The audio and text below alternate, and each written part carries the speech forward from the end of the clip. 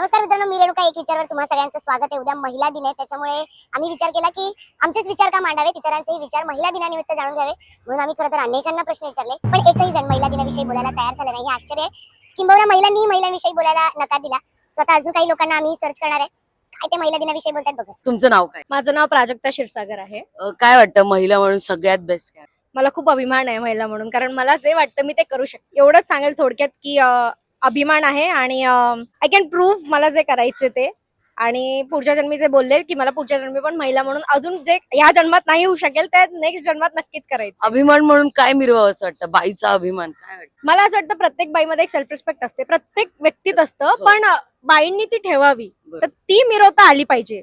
तुम्ही जर 4 लोकात आहात तर तुम्हाला नजरे टाकून बोलता आलं पाहिजे, ह्याला अभिमान म्हणतात। ती सुपर वुमन कुठली आहे तुमच्यासाठी? आई, माझी आई। आईसाठी एक मेसेज? आई, मी तुला खूप प्रेम करते, थँक्यू सो मच। मला भुक्क्याला आता मारलं आणि इतकं मोठं केलंस की मी 4 लोकांमध्ये आता मिरवू शकते की नाही, मला अभिमान आहे मी बाई असल्याचं। Thank you so much. आणि या सगळ्या बायकांना, समस्त महिला मंडळाला महिला दिनाच्या काय शुभेच्छा? खूप खूप शुभेच्छा पहिले तर, आणि जे तुमच्या मनात आहे तुम्ही तेच करा, लोकांचं ऐका पण स्वतःचं करा, कारण स्वतःचं मन कधी खोटं बोलत नाही। So be proud to be an woman.